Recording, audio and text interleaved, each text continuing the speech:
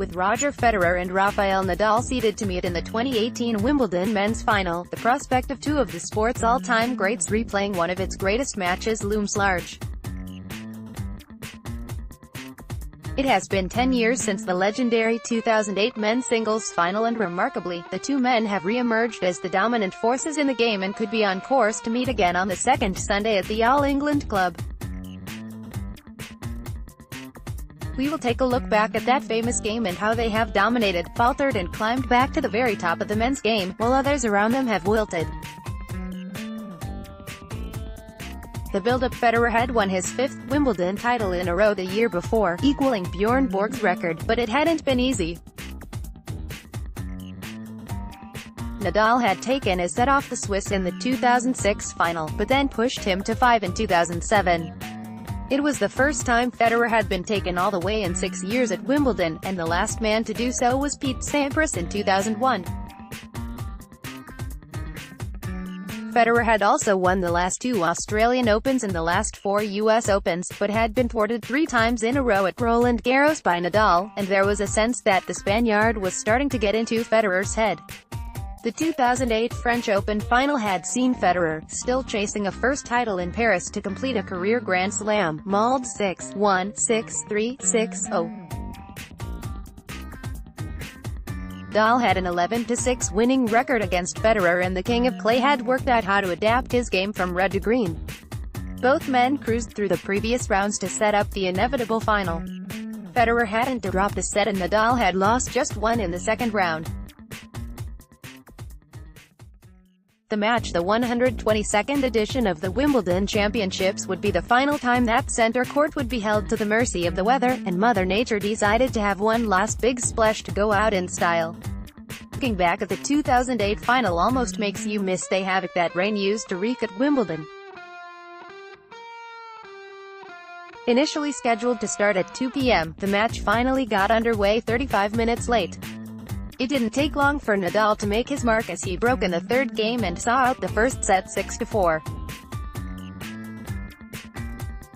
For the first time in 3 attempts at Wimbledon, the Spaniard had claimed the opener in the final. Federer had chances to break back in the final game of the first set that he couldn't take, but wouldn't make that mistake again, racing into a 3-0 lead. Nadal battled hard and found the break back in the 7th, and from there Federer wobbled. From a 4-2 lead, he then handed Nadal the second set 6-4. Nadal turned the heat up again, but Federer would not go down. The first 9 games went with serve, but shortly before 5 p.m., with Federer leading 5-4, the heavens opened and the rain came. Nadal, showing no signs of strain, came straight back out as they continued to take chunks out of each other. The fourth set would go with serve to reach another tie-break, which was arguably the greatest played since the 18-16 epic between Bjorn Borg and John McEnroe 28 years earlier. Nadal raced into a 5-2 lead and had 2 serves to win it. He double faulted the first before sending a backhand into the net under extreme pressure from Federer. Federer then won the net 2 points to make it 6-5, but a ball into the tram lines on set point made it 6-6. A long forehand then handed Nadal a first championship point, but Federer saved it. Nadal brought up a second match point on his own serve, but an incredible Federer backhand pass down the line saved it. Federer then set up another set point with a forehand before a long Nadal return handed the Swiss the tiebreak 10-8. The first 4 games of the fifth set went with serve, but then, just before 8 p.m., the rain came down again. With darkness approaching, the players returned around half an hour later to try and get the game done.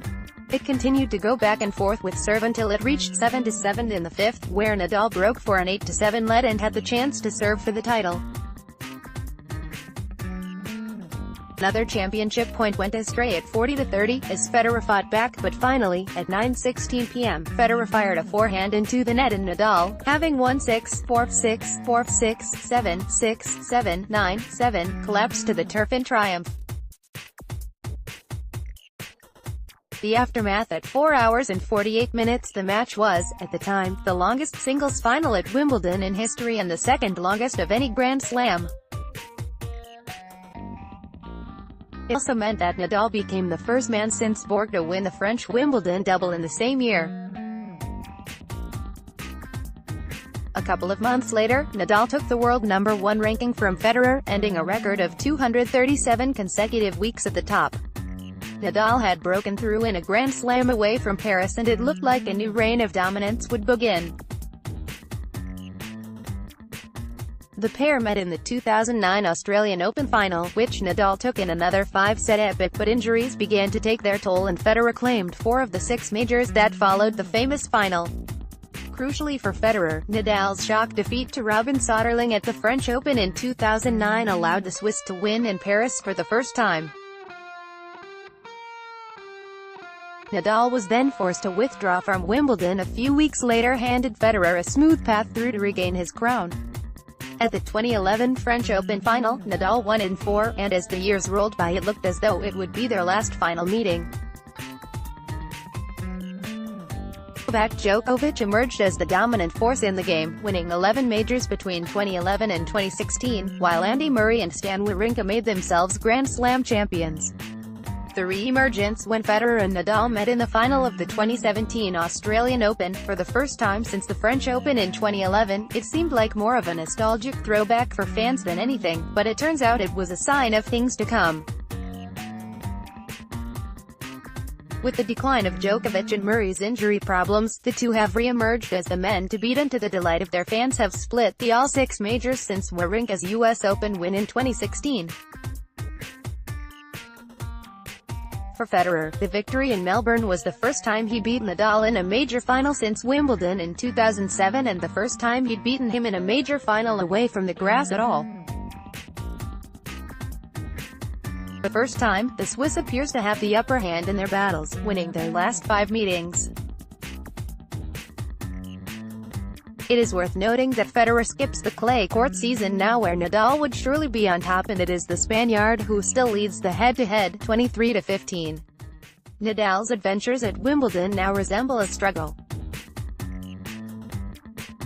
He won his second title there in 2010 and made the final in 2011, but since then he has not gone beyond the 4th round, and it remains to be seen whether he can again cope with the full fortnight on grass. At 36, Federer is the hot favorite this year as he targets a 9th Wimbledon crown.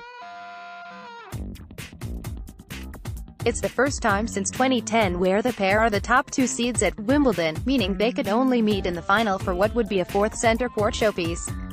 There's a decade more in each of the legs, and there won't be any rain breaks to add to the drama with the arrival of a roof. But if Federer and Nadal could defy the passing of time and meet again in the final, there's no doubt that they would serve up another thriller to bring the world to a halt. Culled from BBC Sports.